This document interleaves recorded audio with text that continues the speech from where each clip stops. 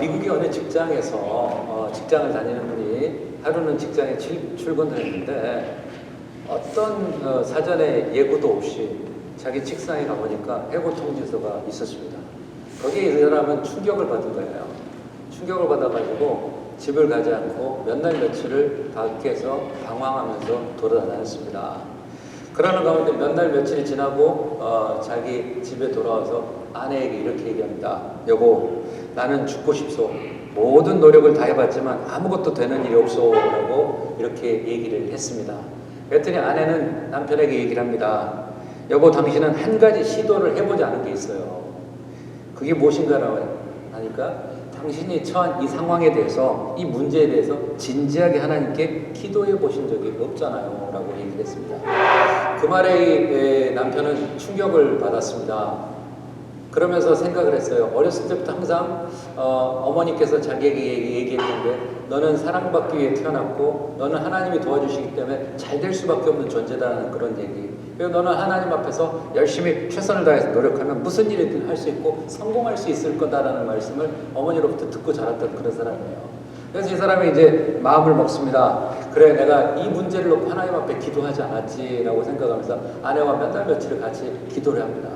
기도를 하는 가운데 이 사람은 자기를 내가 이렇게 열심히 했는데 이 회사에서 나를 이렇게 해고하다니 하면서 이렇게 조금 이렇게 상사에 대한, 회사에 대한 그런 반감들이 굉장히 있었는데 그런 마음들이 기도하는 순간 사라진 거예요.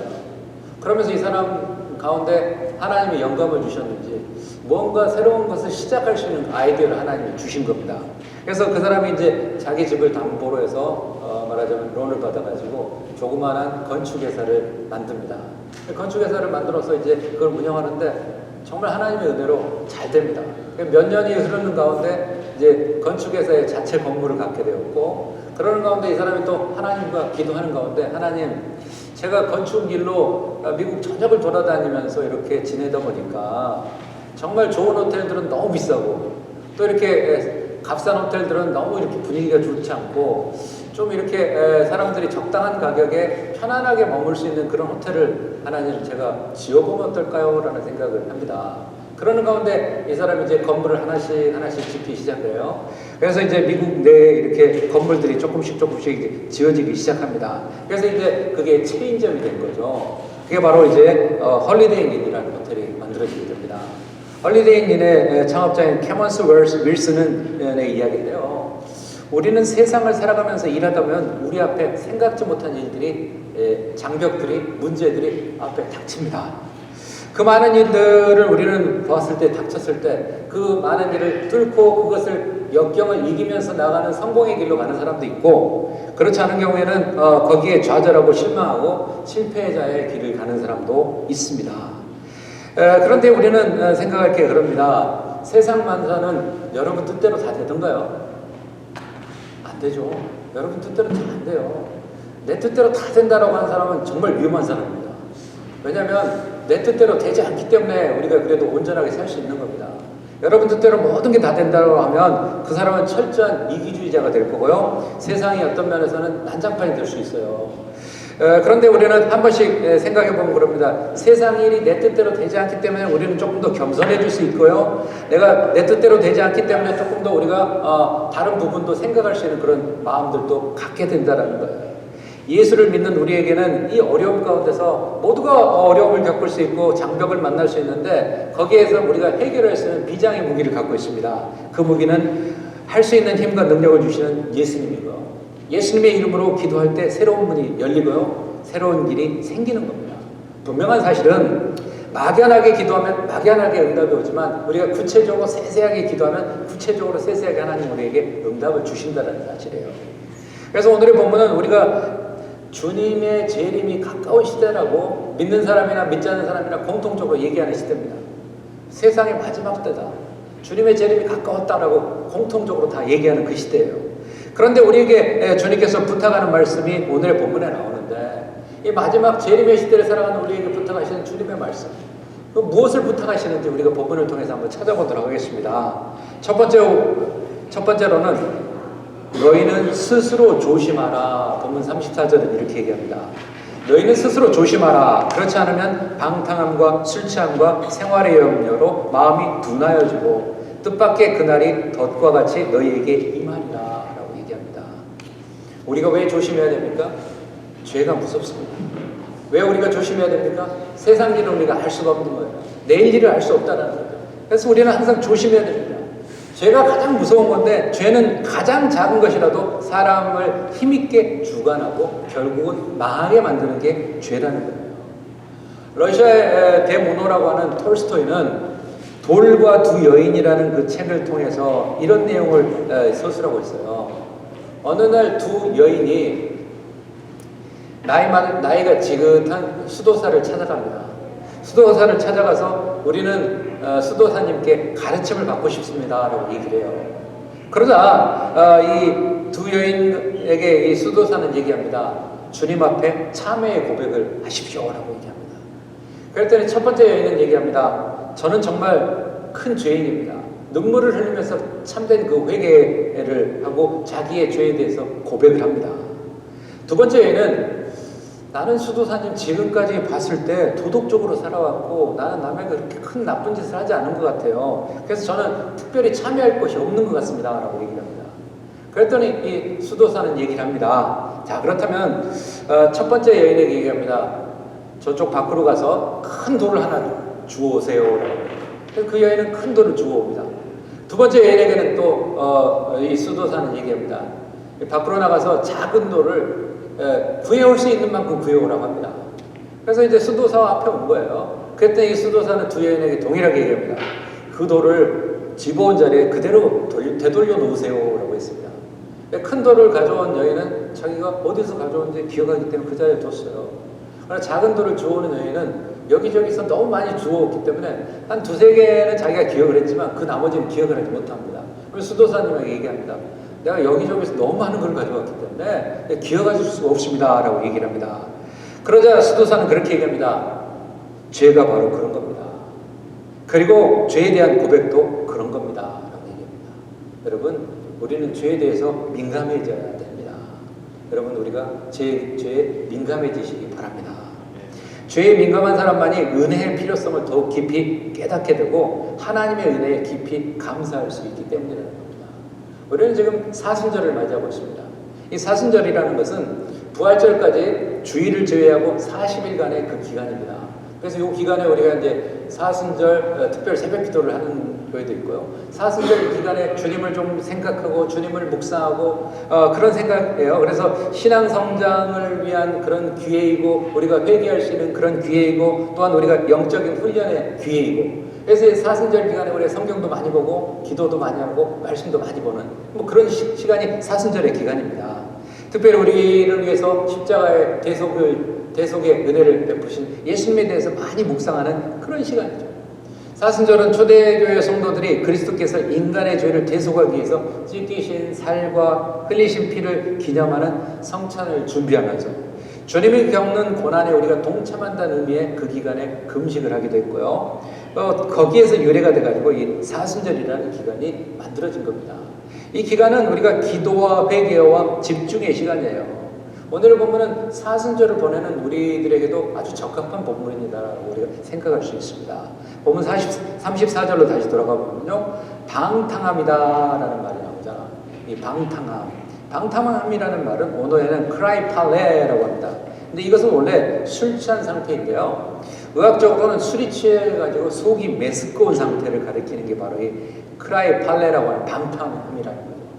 성서 해석자인 마샬이라는 사람은 이것을 비유적으로 이해를 해가지고요. 세상의 염려로 고통을 잊기 위해서 술을 마심으로써 죄의 유혹에 빠지지 않도록 조심하라는 경고다라고 이렇게 해석을 하기도 합니다. 또한 마음이 둔하여진다라고 하는 원어적인 의미는 우리가 심리적으로 굉장히 침체되어 있는 그런 상태, 그걸 얘기를 합니다. 즉 사람들이 세상 일에 연연함으로써 우리가 의기소침해질 수 있고요. 하늘의 징조를 바라볼 수 있는 영적인 시각을 상실한 상태를 얘기를 한다는 거예요. 하나님께로 돌아가는 것, 이것을 오늘은 우리는 경건이다라고 얘기합니다. 그래서 우리가 뭐 교회 역사를 보게 되면 16세기에 경건주의 신학이라는 게 만들어지고요. 그리고 경건주의에 굉장히 집중하는 그런 그 경건주의 학파가 만들어지기도 했었죠. 하나님을 기쁘시게 해드리기 위해서 계속적으로 이렇게 노력하는 그런 사람들이 경건주의 그런 학파에 속한 사람인데요. 이 경건이라는 것은 한때만 회개하고 뉘우치는 게 아니고요. 이것은 장시간 훈련을 통해서 하나님 자녀로서의 참된 모습을 지니고 주변에 영향력을 미치는 것. 이게 바로 참된 경건이라는 거죠. 16세에 예수님을 영접하고요. 93세까지 거의 한 80년 가까이 예수님을 섬기고 기도의 삶을 살았던 한 여인이 있습니다.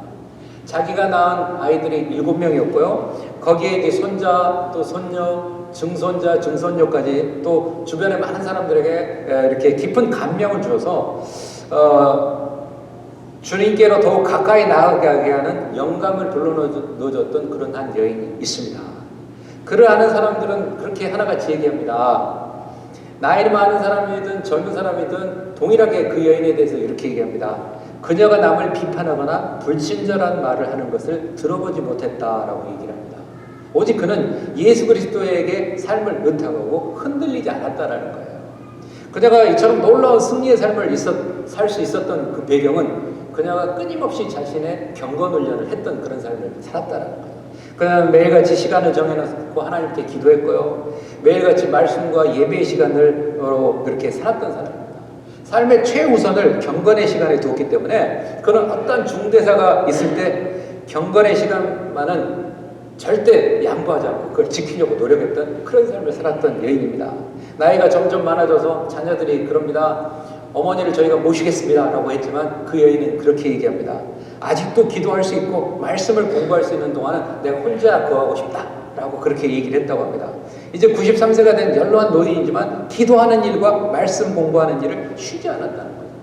그녀는 중보기도의 명단을 작성해서 한 사람 한 사람을 위해서 기도하며 하나님께서 자기를 통해서 사랑을 베풀기를 원하는 사람들을 찾아가서 그들을 위해서 기도하기도 했다는 거죠. 이 기도의 열매로 수많은 사람들이 고난 중에서 하나님의 능력을 체험하고 신앙의 사람들로 바뀌어지게 되었다는 거예요. 성경은 그렇게 얘기합니다. 경건은 금생과 내생에 대한 약속이 있다라고 얘기합니다. 천국과 영생이 약속될 뿐만 아니라 현세에도 영육간에 엄청난 복을 주신다라고 성경은 얘기합니다. 경건해야 자신이 살고 가정이 복을 받고 교회가 잘 되고 그리고 모든 것들이 형통해질 수 있다는 거예요. 본문 35절에 보면 하나님의 심판은 몇몇 제한된 사람에게만 임하는 게 아니다라고 우리에게 얘기를 해줍니다. 35절 같이 볼까요? 이날은 온 지구상에 거하는 모든 사람에게 임하리라. 하나님의 심판은 이 세상의 모든 사람에게 동시다발적으로 이렇게 임하는 거라는 거죠. 하나님을 믿는 신앙은 한마디로 영적인 싸움이라는 거예요. 그래서 디모데전서 6장 11절 12절은 그렇게 얘기하죠. 오직 너 하나님의 사람아 이것들을 피하고 의와 경건과 믿음과 사랑과 인내와 온유를 따르라. 믿음의 선한 싸움을 싸우라. 영생을 취하라. 이를 위하여 내가 부르심을 받았고 많은 증인 앞에서 선한 증언을 하였도다 라고 얘기를 합니다. 에베소서 6장 12절은 또 그렇게 얘기합니다. 우리의 시름은 혈과 육을 상대하는 게 아니다 라고 얘기합니다. 그런데 오늘날 많은 성도들이 이 영적인 싸움이라는 것을 잊어버립니다. 우리 신앙생활이 영적인 싸움이라는 걸 잊어버리고 살다 보니까 우리는 마귀의 시험에 넘어져요. 교회를 출석하지 않습니다. 또 죄에 빠집니다. 서로 미워합니다. 그래서 교회는 사랑이 없다라고 얘기합니다. 크리스찬은 사랑이 없다는 말이 나오기도 하는 거예요. 그게 다 마귀의 장난인 거죠. 그래서 우리가 참 특이한 걸 보면 매주 여러 지역을 가고 여러 교회를 방문해 보면 동일하게 하는 얘기가 있어요. 목사님 저는 이런 상처를 많이 받았어요. 상처를 받았어요 라고 하는 사람들은 진짜 많습니다. 근데 목사님 제가 상처를 많이 줬어요 말하는 사람 제가 보지를 못했어요. 그래서 참 희한하다는 거예요. 상처를 받은 사람은 많은데 준 사람은 왜 이렇게 없을까 라는 생각을 해봅니다. 우리는 그래요.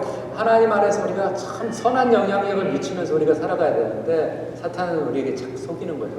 내가 맞아. 오늘부터 내가 기도 생활하고 사순절이니까 내가 말씀을 좀 보고 또 이렇게 내가 기회 있을 때마다 복음도 전해야지 라고 하는데 사탄은 항상 우리에게 속삭입니다. 내일부터. 그래 내일부터 하지 뭐 그동안 안 했는데. 또 내일이 되면 어떻습니까? 사탄은 또 얘기하면 오늘 너 바쁘잖아. 분주하잖아. 내일부터. 그래 내일부터. 내일부터 하다 보니까 사순절 다 지나가는 거야. 그러면서 우리의 삶이 기도의 생활과 예배의 삶과 말씀과 가까이 하는 생활, 이게 멀어질 수 있다는 거예요. 그래서 우리는 작은 타협에 의해서 우리가 자꾸 이렇게 넘어지고 우리가 하나님이 원하는 방향과 반대되는 곳으로 가게 된다는 거죠. CCC의 창설자인 빌 브라이트 목사님이 이런 말씀을 했어요. 신앙생활은 참 어려운 것이 아니고 불가능하다. 신앙생활은 왜 불가능하냐? 신앙생활은 나의 힘으로는 불가능하지만 하나님이 주시는 힘으로만 가능하다라는 거예요. 어떤 분은 그렇게 얘기해요. 제가 해병대를 나와가지고 저는 한다면 하는 사람입니다.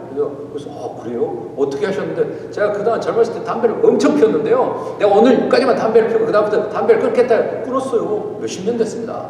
내가 세상에서 내 마음대로 살았는데요. 내일부터 교회를 가겠다라고 아내하고 약속을 해서 교회를 가요. 계속 가고 있습니다. 그래서 분명하구나. 그런데 그 사람은 나에 대한 게 아직도 강하다는 거죠. 내가 하면 할 수 있다라는 그 생각이, 그게 몇 번은 성공할 수 있지만 굉장히 위험합니다. 왜요? 나는 항상 넘어지기 쉽고 부러지기 쉽고 시험에 넘어가기 쉬운 존재이기 때문이라는 거예요. 그래서 우리는 우리의 삶에서 그렇습니다. 우리가 항상 조심해야 된다. 그래서 그런 얘기를 하잖아요. 마귀는 사람의, 우리 신앙인들의 빈틈을 타고 역사를 한다는 거예요. 전혀 말도 되지 않은 것으로 우리를 시험하는 게 아니라요, 약간 그럴듯한 방법으로 마귀는 우리를 시험하는 거예요. 그래서 우리가 영적으로 깨어 있어야 된다는 거죠. 그래서 오늘 본문에서 그러죠. 스스로 조심하라. 스스로 조심하라. 마귀는 성도들을 넘어지게 하고 지옥으로 끌고 가기 위해서 공격을 하는데요. 때로는 물질로 시험하고요. 때로는 사람을 통해서 시험하고요. 때로는 환경적인 문제로 우리를 시험하고요. 때로는 질병을 통해서 성도를 공격합니다. 그래서 성도들은 악한 마귀와 싸움에 지지 말고 하나님을 의지하는 믿음으로 싸워서 승리해야 천국에 들어갈 수 있다는 겁니다. 그래서 주님께서 마지막 때에 살아가는 우리에게 스스로 조심하라 라고 말씀하셨다는 것을 기억하시기 바랍니다. 오늘 본문에 두 번째로 주님이 강조하시고 있는 것은 항상 기도하며 깨어있으라라는 겁니다. 본문 36절 우리 한번 같이 읽어볼까요? 36절입니다. 이러므로 너희는 장차 올 이 모든 일을 능히 피하고 인자 앞에 서고 항상 기도하며 깨어있으라 하시니라. 이엠 바운드라는 사람은 이런 얘기를 해요. 기도에 내 인생이 달렸다라는 책에 이런 문구를 가지고 있습니다. 기도는 하나님을 인생의 사소한 문제들 안으로 모시고 온다. 기도는 바로 그런 거예요. 여러분의 생활에서의 아주 사소한 그런 것으로 하나님을 모시고 오는 거예요. 그게 바로 기도다라고 아주 정의를 잘했더라고요. 로마서 12장 12절은 그렇게 얘기합니다. 소망 중에 즐거워하며 환난 중에 참으며 기도에 항상 힘쓰며 라고 얘기합니다. 기도가 그만큼 중요하다는 걸 얘기하고 있죠. 예레미야 29장 13절에서 14절은 그렇게 얘기하죠. 너희가 온 마음으로 나를 구하면 나를 찾을 것이요 나를 만나리라. 이것은 여호와의 말씀이라. 나는 너희들을 만날 것이며 라고. 우리가 찾으면 우리 하나님은 우리를 만나주신다는 거예요. 우리가 정말 유명한 사람, 이렇게 좀 사회적으로 지위가 있고 그런 사람들을 만나려면 쉽지 않아요. 만나기 쉽지 않습니다. 왜? 약속 잡기도 쉽지 않아요. 여러분들 드라마나 여러분들 다른 데 가지 않아도 드라마나 영화를 봐도 그러잖아요. 누군가 큰 회사를 가요. 그래서 사장님을 회장님을 뵌다라고 하잖아. 그러면 입구에서부터 물어보잖아요. 예약을 하셨습니까? 안 했는데요. 만날 수 없습니다. 왜? 다른 약속들이 다 잡혀있기 때문에 할 수 없다는 거예요. 그런데 우리 하나님은 세상의 큰 그룹의 회장, 세상의 권력자, 그런 사람들보다 훨씬 더 위대하신 분이지만 우리가 예약을 하지 않았는데도 우리가 사소한 문제를 가지고 하나님 앞에 가면 하나님은 우리를 만나주신다는 거예요. 그게 놀라운 거라는 거죠. 본문에서 보면 인자 앞에 선다라는 말이 있는데요. 인자 앞에 선다는 말은 인자를 심판주로 보는 동시에 구원의 주로 인정하는 겁니다. 그러면서 본문에서 얘기하죠. 항상 기도하며 깨어있으라. 이 항상이라는 단어는 두 가지를 수식하고 있는데요. 항상 깨어있으라. 또 항상 기도하며. 항상이라는 게 이 두 가지를 이렇게 동시에 수식하고 있어요. 누가복음에서 여러 가지를 이렇게 언급하고 있는데 기도에 대한 부분들을 굉장히 많이 이렇게 강조하고 그 부분을 할애하고 있는 게 누가복음입니다. 우리는 바빠서 기도 못합니다. 우리는 바빠서 말씀을 읽지 못합니다. 바빠서 하나님을 전하지 못합니다. 하지만 바쁜 오늘은 주님이 주신 귀한 새날이에요. 뭐 여러분 인생에서, 우리의 인생에서요, 2025년 오늘 3월 23일은 더 이상 우리에게 오지 않는다는 거죠. 아주 귀한 날이라는 거예요. 그래서 우리는 우리 자신만을 위해서, 우리에게 주어진 삶, 그것만을 위해서 살도록 주어진 시간이 아니라는 걸 알아야 되는데, 우리는 나만을 위해서, 내 자신만을 위해서 사는 경우가 참 많아요. 하나님의 거룩한 뜻과 사랑을 전하도록 선물처럼 주어진 귀한 시간이라는 거예요. 어쩌면 내일은 우리의 것이 아닐지도 모릅니다. 잠시 분주함을 내려놓고 인생의 참된 목표를 바라보시기 바랍니다. 속도보다는 중요한 것은 우리가 길과 진리가 되신 하나님을 향한 방향이라는 거죠. 우리가 누구를 향하는 건가? 우리가 세상을 향하는 건가? 하나님을 향하는 건가? 이 방향이 굉장히 중요하다는 거죠. 요한복음 14장 13절에서 14절에 이렇게 얘기합니다. 너희가 내 이름으로 무엇을 구하든지 내가 행하리니 라고 얘기합니다. 또 15절, 14절에 그렇게 얘기하죠. 내 이름으로 무엇이든지 내게 구하면 내가 행하리니. 성경은 그래요. 우리에게 구하라는 거예요. 구하면은 하나님께서 어떻게 하신다고요? 이행하시겠다는 거예요. 얼마나 좋은 겁니까? 여러분, 어린 자녀들을 기르면서 그런 거 느끼잖아요. 엄마 아빠에게 어린애들이 떼를 쓰지 전혀 모르는 길 가는 아줌마 아저씨에게 나 이거 필요해요 떼 쓰지 않잖아요. 왜?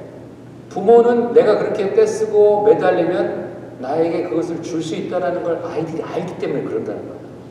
전혀 모르는 사람에게 그렇게 하지 않는다는 거예요. 우리 하나님도 마찬가지입니다. 우리를 하나님 자녀 삼아주셨고 우리가 하나님 앞에 부르짖고 구하면 하나님이 내 이름으로 무엇이든지 내게 구하면 내가 행하리라 라고 얘기하고 계신다는 거죠. 요한복음 15장 16절은 너무도 유명한 말이죠. 너희가 나를 택한 것이 아니라 내가 너희를 택하여 세운다니 라고 얘기합니다. 내가 예수 믿기로 작정해서 내가 하나님을 선택한 게 아니라 하나님이 만세전부터 나를 택하여 주셨고 나를 불러주셨다는 거예요. 그래서 내가 예수 믿게 된 거라는 거예요. 그래서 우리는 그 하나님의 택함 받은 자로서 더 이어서 얘기하죠. 너희로 가서 열매를 맺게 하고, 우리를 하나님이 택하시는 것은 나를 통하여 또 다른 또 하나의 열매를 맺기를 원하신다는 거죠. 그리고 또한 항상 열매가 있게 한다. 내 이름으로 아버지께 무엇을 구하든지 다 받게 하라. 내 이름으로 구하는 거 아버지께 50%만 받게 한다고 얘기하지 않았다는 거. 다 받게 하겠다는 거. 여러분은 근심과 걱정이 있을 때 어떻게 해결하십니까? 되게 많은 사람들은 그래요. 근심 걱정이 생기면 어때요? 일단 걱정을 해요. 근심을 해요. 그리고 친한 분들에게 뭐 알립니다. 나 이런 근심이 있어, 걱정이 있어, 어떻게 해? 뭐 아내에게, 남편에게 얘기하고 또 뭐 이렇게 친구에게 얘기하고 뭐 지인들에게 얘기해요. 그런데 얘기하면 해결점이 나오던가요? 그럴 뜻은 하는데 그게 완벽한 해결점은 안 나온다는 거예요. 왜? 사실은 우리가 그래요. 우리가 알고 있는 내 주변에 있는 사람, 내가 알고 있는 지인들은 나와 거의 수준이 비슷비슷하기 때문에 거기서 거기에요. 진정한 해결점은 나오지 않는다는 거예요. 그러면서 아이고 그거 어쩔까 안타까워하는 그런 말 한마디 듣는 것으로 우리가 위로를 얻을 뿐이지 진정한 해결점을 우리가 찾지 못한다는 거예요. 예수님께서 하신 말씀대로 우리가 살아계신 하나님과 예수님을 믿고 맡겨야 됩니다. 그런데 우리가 그러잖아요. 아 목사님 제가요 근심 걱정해서 하나님께 기도했어요. 근데 뒤돌아서 나가다 보니까 또 걱정이 생겨요. 그게 우리입니다. 우리 인간이에요. 맡겼다고 하는데 우리가 100% 맡기지를 못하는 거죠. 맡겼다고 하는데 뒤돌아서면서 성전을 나가려고 하는 순간 안 되면 어쩌지? 라는 생각이 또 생겨요. 그래서 그 마음이 없을 때까지 기도해야겠다. 또 기도하고 나가면 또 그런 걱정이 생기는 게 우리의 모습이고 현 주소라는 거예요. 그때 혼자 근심 걱정하지 마십시오. 저는 그런 얘기를 성경 공부하면서 많이 얘기해요.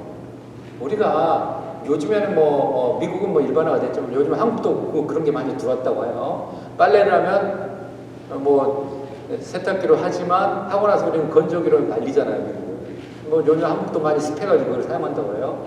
그러나 예전에 아주 어렸을 때 저희 정말 어렸을 때 느끼면 집집마다 가면 빨래줄이라는 게 있었잖아요. 빨래줄이라는 게 있어가지고 각종 빨래를 이렇게 널고 바람에 날아가지 말라라고 빨래 집게라는 걸 그걸 사용해서 이렇게 말렸어요. 그리고 뭐 하얀 뭐 애들을 기르는 집들은 뭐 기저귀 같은 하얀 거 하면 저 집에 애들이 많구나 뭐 이렇게 느꼈던 것 같아요. 뭐 그런 걸 봤을 때 그걸 왜 그렇게 했었나? 바람을 통하고 햇볕을 통해서 깨끗이 말린다는 거죠. 근데 그것을 빨래 집게로 하고 이렇게 널어놓는 사람들이 그럼 하는 사람들이 항상 생각하는 건 야 빨래를 누가 훔쳐가면 어쩔까 걱정 안 합니다. 야 빨래가 날아가가지고 어디 남의 집으로 가면 어쩔까 걱정 안 해요. 왜?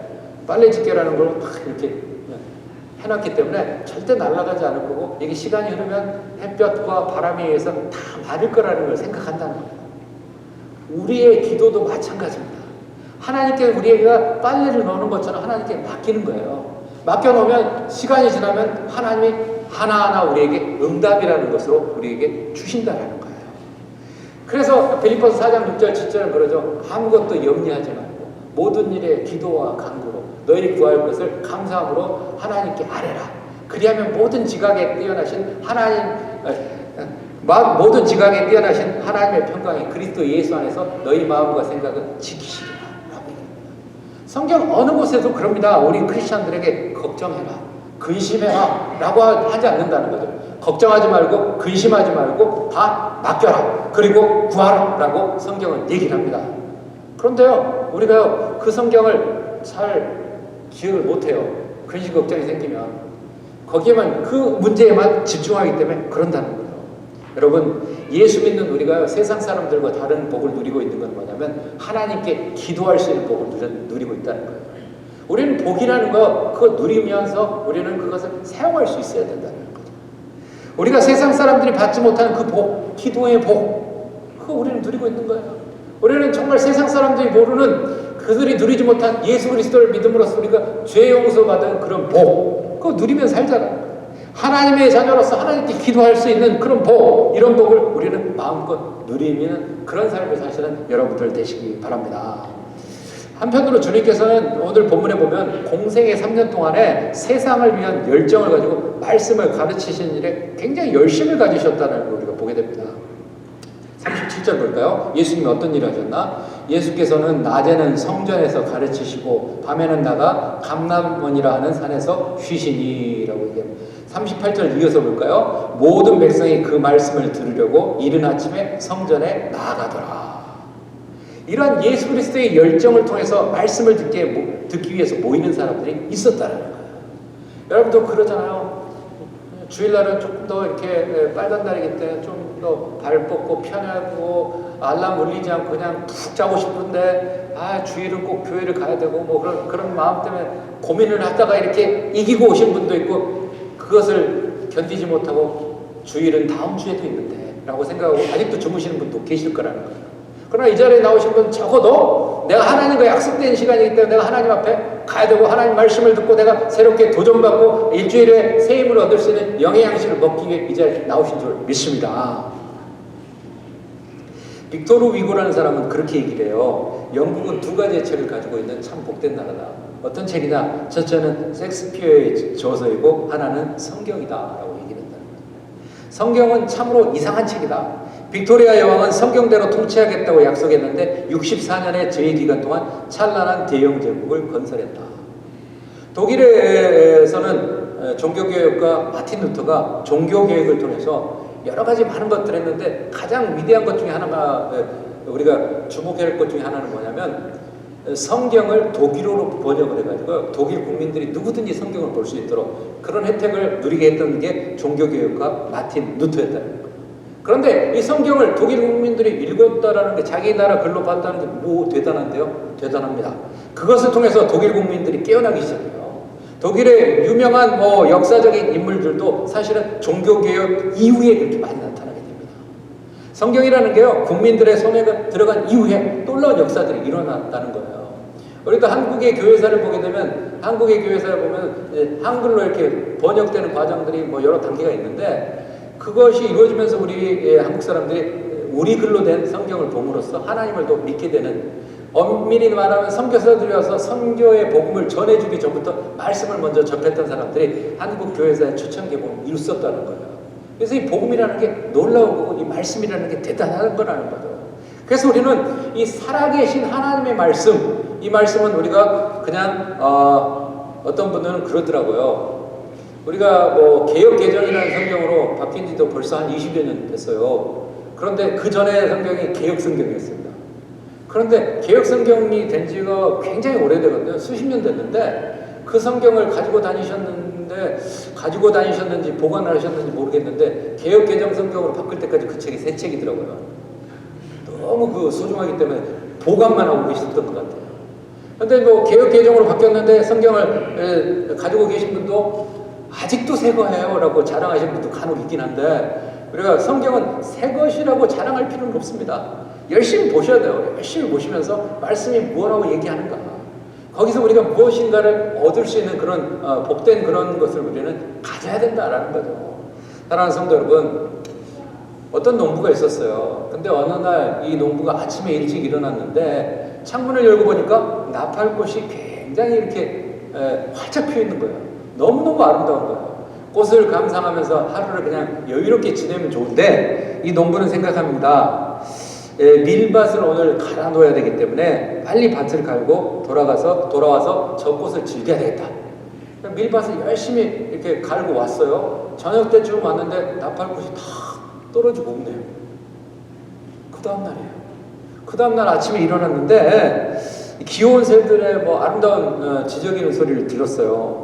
그런 가운데 이 농부는 혼자 얘기하는 거죠. 빨리 젖소에 우유를 짜고 그리고 나서 새들의 저 지저귀는 소리를 내가 즐겨야 되겠다 라고 해서 농부가 일을 마치고 돌아왔더니 새들은 다 날아가고 없었습니다. 그 다음날 일어났는데 어디서 왔는지 모르겠는데 너무도 아름다운, 누가 봐도 정말 아름다운 훌륭한 백마가 한 마리 와가지고 자기 집 마당에서 확탁탁탁 하는 거예요. 꼭 자기에게 한번 타보라는 듯한 그런 느낌이었어요. 그런데 이 사람은 생각을 하는 거예요. 고민을 하다가, 오늘은 밭에 나가서 내가 돌을 골라내야 되는데 돌을 먼저 골라내고 와야 되겠다. 그리고 나서 말을 타면 되겠지. 돌을 골라내고 왔어요. 말이 있었을까요? 말도 없었어요. 그러면서 이 사람이 저녁이 되어서 그러죠. 이 젖소도 문제 없고 밭도 뭐 이렇게 밀밭도 뭐 모든 것들이 다 이렇게 평화롭고 이제 조금만 지나면 다 이것을 수확할 수 있어서 나는 풍요로워질 거다라는 그런 생각을 갖고 잠자리에 들었습니다. 그런데 이 사람은 아쉽게도 다음날 일어나지 못했어요. 세상을 떠나버렸다는 거죠. 농부는 그날 밤 그동안 과로로 인해서 쓰러져가지고 영영 아침을 맞지 못했다는 거예요. 우리는 그래요. 내일 봐요라고 하지만 내일 못 볼 수가 있다는 거예요. 제가 콜로라도에서 한 14년 정도 목회를 했는데, 제가 거기서 목회하다 이제 애리조나로 이제 새로운 사역자가 와서 왔는데, 거기에서 열심히 섬겼던 여자 장로님이 계세요. 근데 어느 날 장로님하고 이제 자주 연락을 했는데 연락이 온 거예요. 목사님, 제가 갑자기 심장에 문제가 있어가지고 응급실에 왔어요. 어쩌다 그러셨어요? 이렇게 갑자기 그래가지고 너무 급해가지고 앰뷸런스를 타고 이렇게 왔다는 거예요. 한참을 얘기를 했습니다. 건강 조심하셔야 돼요. 그리고 뭐 이렇게 당뇨도 있고 뭐 이렇게 하니까 조심하셔야 됩니다.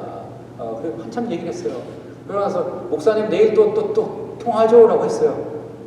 근데 그게 마지막이었어요.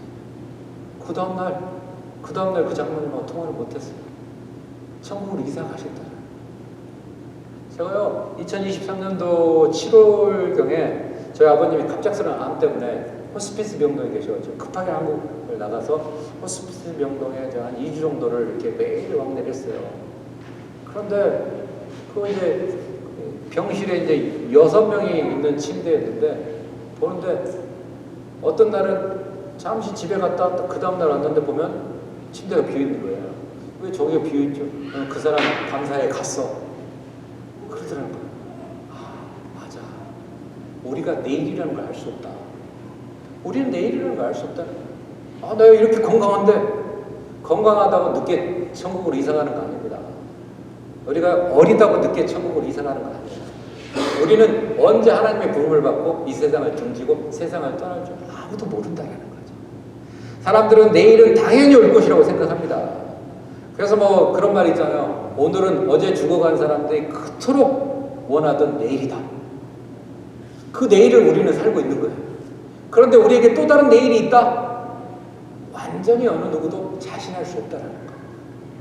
언젠가는 우리에게 내일이 없을 수도 있다는 거예요.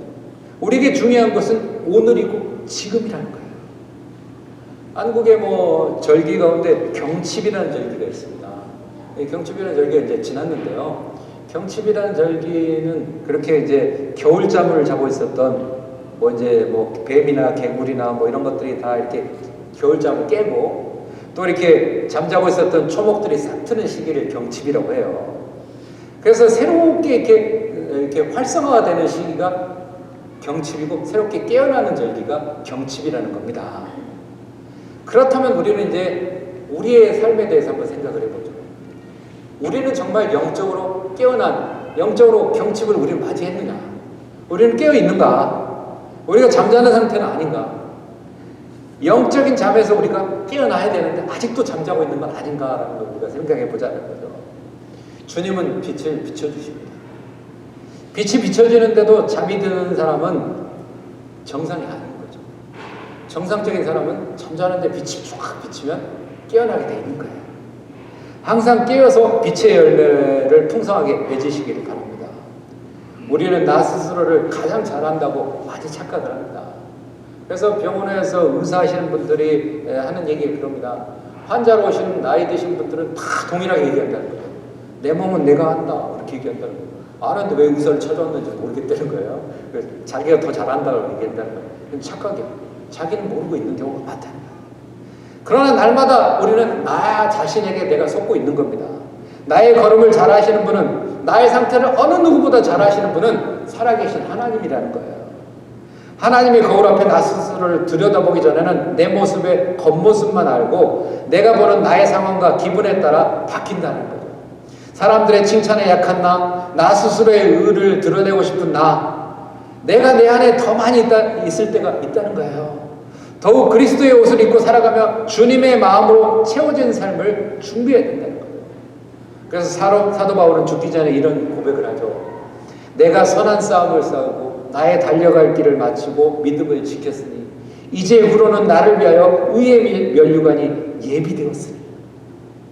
최선을 다해 주님을 위해 살았던 사도 바울의 고백이에요. 내가 주를 위해 열심히 달렸는데 이제 이후로는 하나님께서 나를 위해서 의의 면류관을 준비해 놓으셨다 라고 하는 내일을 준비하는 삶을 살았던 사람이 바로 사도 바울이었다라고 우리는 생각합니다. 마지막 때의 믿음의 선한 싸움에 승리하기 위해 노력하시기 바랍니다. 기도는 내가 하나님께 집중하는 시간이고요. 하나님께서 나의 기도 소리에 집중해 주는 시간이 기도의 시간입니다. 하나님의 집중을 받는 것은 축복입니다. 늘 내 삶에 집중하시는 하나님은 나의 기도에 특별히 집중하십니다. 아무리 많은 소리 공해가 있다고 해도 하나님은 나의 기도 소리에 집중하고 계십니다. 기도는 값진 보석입니다. 항상 기도하고 깨어있으므로 마지막 때 하나님께 집중받는 귀한 축복을 누리는 여러분 모두가 되시기 바랍니다. 기도하겠습니다. 거룩하신 하나님, 부족하고 연약한 우리들을 하나님 택하여 주시고 하나님 자녀 삼아 주셨습니다. 우리가 하나님을 알고 하나님을 믿고 하나님을 섬기는 자로서 우리는 내일 일을 알 수 없는 사람들입니다. 항상 마지막 때를 살아가는 사람으로서 하나님 우리가 스스로 조심하며 항상 끼어 기도하는 그런 삶을 삶으로 하나님 내일을 준비하며 주님께서 열심히 우리가 주를 위해 살아감으로써 우리를 위해 준비하는 의의 면류관을 향해서 한 걸음 한 걸음 나아가는 끼어 기도하는 살아 움직이는 우리 모두가 될 수 있도록 하나님 도와 주옵소서. 우리가 영적으로 깨어나서 영적인 잠에서 깨어나서 하나님께 부르짖음으로 하나님께서 우리에게 집중해 주시는 시간, 하나님을 우리의 문제로 초대하는 시간, 그 시간을 마음껏 복으로 누리는 우리 모두가 되게 도와주시고 그렇게 함으로써 우리가 응답받는 축복을 누리는 우리 모두가 되게 도와 주옵소서. 예수 그리스도 이름 받들어 간절히 기도하옵나이다. 아멘.